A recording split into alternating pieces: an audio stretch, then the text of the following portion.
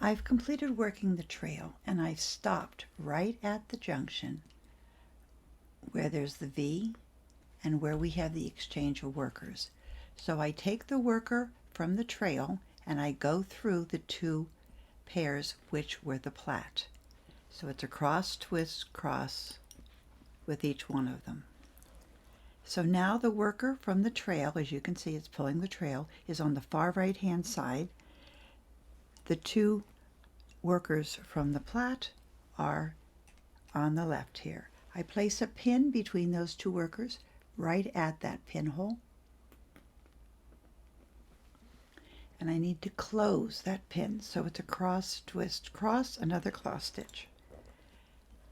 So now the worker from the trail is on the far right, and a worker from the plat is now part of the trail. I need to work to the far left-hand side. That's where the little circle was. That's where we started. So we need to go back to the beginning in order to get everything in the right position. Now, the worker that just went through the trail, we connect that last. I always do the passives first so I can adjust if necessary. So I'm going to place that off to the side. The two pairs that now are the plat go off to the side, and I need to concern myself only with the passives that I was working. Now, if you think about it, there's 1, 2, 3, 4 passives. Over here, I have 1, 2, 3, 4, 5. The fifth one, the furthest one, actually belongs to the worker. We put that in last to belong to the worker. So I don't want to start with that one. So I can either start on the left-hand side here and begin, or I can start on the right. I think I'm going to start on the right, which means I need to move everything so that it's out of the way. So I move all 3 pairs over to the far left, so I'm able to reach the helper thread, which is on the far right. That helper thread that's on the far right is the one that will work with this passive. The next operation we need to do is to remove the pin which is attached to our helper thread so that it will slide more easily, we'll have more space. So before I do that, I'd like to look at pin pullers. There's the pin puller that has the Y. There's a pin puller that has a loop. I like the loop because then it doesn't catch any of my threads.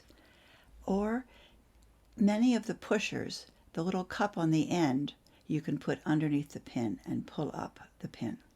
So it's your choice. The little loops I love. I could just put the loop underneath the pin and pull it out. It works really well, I think. So next we need to figure out, is my thread, that was my helper thread, is it twisted? Is it in good shape? So I go between the two parts, the one with the loop and the one with the end on it, and I was lucky. That isn't at all twisted. But I need to know which end has the loop on it. And the loop is on this end. So I put the loop closest to the direction that I'm working. But if you look at that loop end, it does have some twists on it, and I don't want any twists going through. So you can open it up, pull it through, you can put the pin between it, you can split it so you no longer have twists on it, you can untwist it whatever way you want.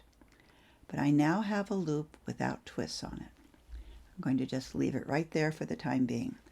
Now, you have a pair. Now, let's think about this. Which thread do you want to go through that loop? Would you put a loop through a loop? Or would you want the other single thread to go through that loop so that we can then place that end through the loop that's on the second bobbin? So remove that thread from the first bobbin, the single thread from the bobbin. You don't really need it to be very long, so you might want to cut it so it's 6, 8 inches long. So I've cut the thread. There's the thread end. I place that thread end through my loop.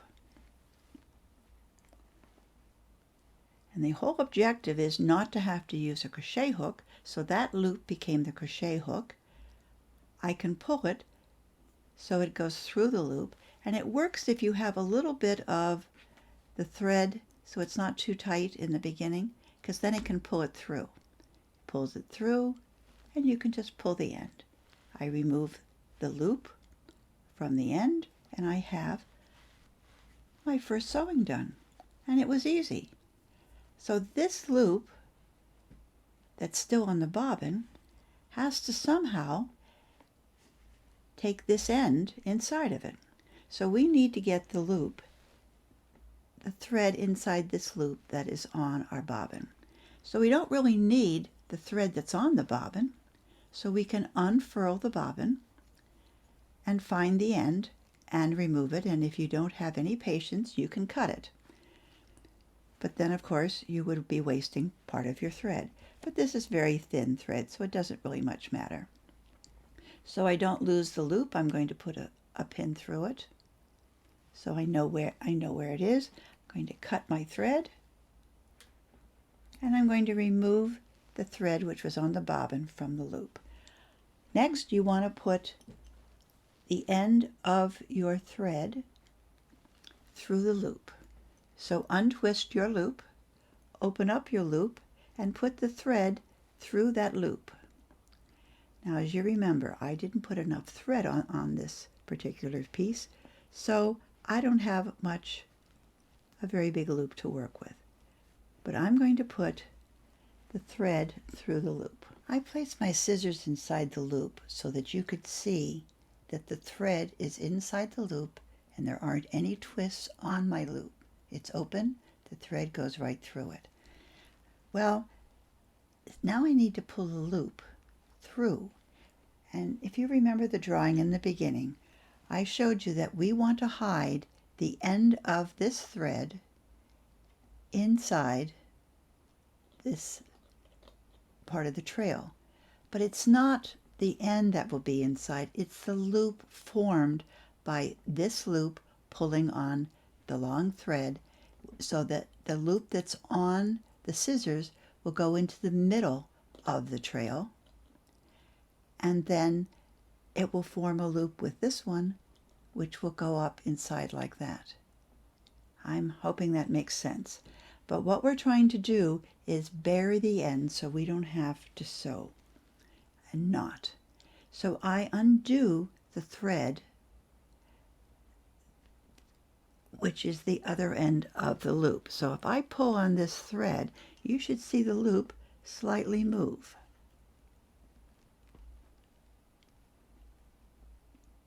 See how it slightly moves? It's very tight, but it does move. The loop is getting smaller and smaller. I am pulling on this thread, not way up in the air, but down close to the work. It seems to pull better that way. And I'm going to pull it until I can feel it go inside. I can feel 1, 3. I can feel it moving past each of the... So the loop is inside. The loop from each of these ends is inside. It's in the middle. So I'm done. This pair is all set. I put it out of the way. I take the next pair. The next pair, I have to put the thread, the individual thread, inside the worker, the helper, that is attached to the next pin. So I need to, again, loosen the pin and remove it. I take my pin remover, I pull out the pin. I want to make sure that my helper thread is moving smoothly within that loop. You can see how it's moving very easily. I want to place this bobbin thread through it. I can place that bobbin thread right through it with the bobbin on it if I want. Hold the loop out of the way. Extend the thread and cut off the thread. The thread is on the bobbin, it's through the loop. pull on the helper loop. It pulls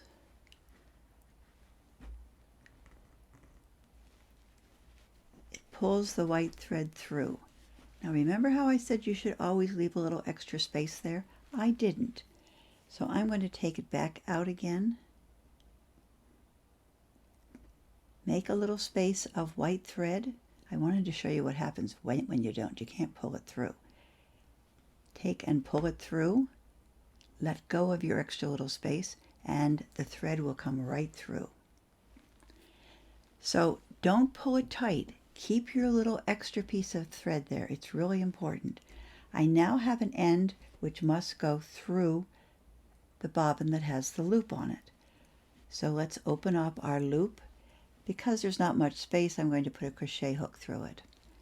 And I can just pull that thread right directly through that loop. You, of course, need to remove the extra thread from that loop, but it helped me hold it still. Now that it's through that loop, this is the loop that's attached to the piece on the other side. We've pinned it into the pillow. Let's put just a little bit of tension on it and see if it moves. And it does. You only need a tiny bit of thread to be able to pull it through. We'll pull it tight. We'll continue to pull it through. I can feel it go 1, 2, 3, 4 threads. I can actually feel it go past the threads if you do it slowly enough. And it's in the middle, and this one's finished. So those are all done. We take the next pair. On the next pair, we have a single one, which is smooth, and we have the loop. Put the loop out of the way for the time being. Pick up your helper thread. Divide your helper thread so there are no twists on it. Find the end with the loop on it, which happens to be this end. Open it up so it's nice and smooth, but not too big a loop. We don't need this huge long loop. What comes next? You need to remove the pin. So we need to find which pin comes next. Take the pin removal, remove the pin with the little loop, take out the pin. Let's see if it moves smoothly, and it does, and I can see the loop moving there. Can you see it on the blue thread? I can actually see the loop. So into this loop, place the thread, which is just the single thread. Leave it on the bobbin, it seems to be easier. Once it's on the bobbin, as you can see, I have a knot in mine, and the knot is not very far. But a knot's not going to pull through, so I need to cut it so that the knot is not included with the thread. Pull the loop so it's a little bit smaller. And remember how we needed a little bit of white thread showing there so that we could actually pull it and it had something to pull through? Just make a tiny loop with the white thread. Take your helper thread and just pull it through. And there's the end. It's a very short end. Next, you need to find the loop from the other side. This loop is fairly large. There's the loop. Oh, maybe it isn't. Maybe it's very, very short and I need to get out my glasses and find it. If every single thing went right when I was doing it, you'd never learn anything because we all make mistakes. I made the thread too short to work this piece. I will change the directions at the beginning of this in that you don't need a yard, you need more like 48 inches. And therefore I didn't have enough thread. So I actually had to use my crochet hook to get through this very, very tiny loop up here to place my thread through that loop, which is what I did. So my thread is now through the loop, and this extra thread you're seeing here is the one that was attached to my bobbin. I'm going to remove it. So this is, I'm going to place the scissors on top of it. That's the thread that we want to see go inside of our trail. But we still need to find on the other side then the thread which is attached to it.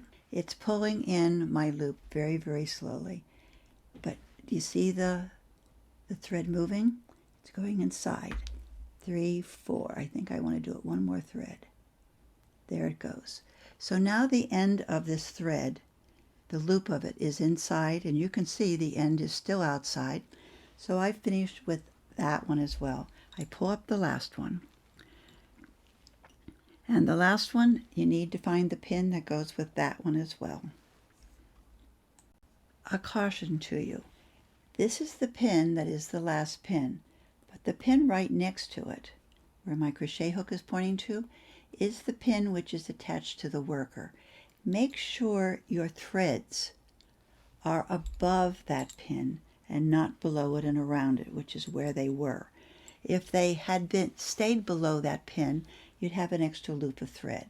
So I'm going to remove this pin because that's the pin that is holding the last passive pair.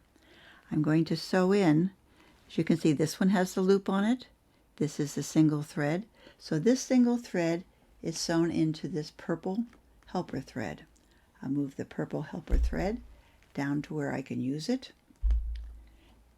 I need to split it so that I have on one side my loop, on my other side the actual pieces, and so I don't have any twists in them. And I got pretty lucky as far as twists. I can see the loop in my right hand. I bring it down. To make it bigger, I'm going to put the crochet hook in it. You can see that it's moving here, back and forth. And I'm going to place into that loop, if it doesn't have any twists on it, the bobbin that has the single thread on it. Place that bobbin through it. The loop is still there. I'll put the scissors inside of it so you can see it. I need to remove or cut the thread that was on the bobbin. And you're going, how can I cut the thread when I just press the scissors through it? Good point. So we will remove the scissors from the loop, cut the thread, put the scissors back in the loop. That loop is so big, let's make it smaller. But this is the situation where we want a little tiny bit of that white thread, that the one we're going to pull through, not right next to our crochet hook loop. So I'm pulling the white thread with my helper thread through the loop which was formed by our pin when we first started. So I now have the end of the thread through that first loop, and the first sewing is done. So I need to find the other end of what I'm working with. Here's the bobbin with the loop on it. Here's the loop down here. And that's a little bit twisted, so it's untwisted. Put the crochet hook through it. It's through the loop. I can remove the bobbin from the loop.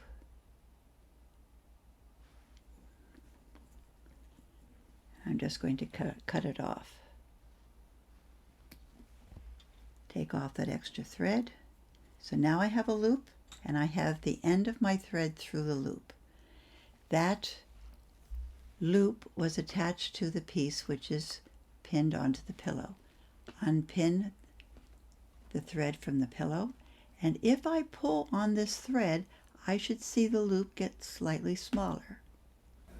Continue with the same process with the fourth passive and also with the pair which is the worker pair for the trail. Then continue on to your next video.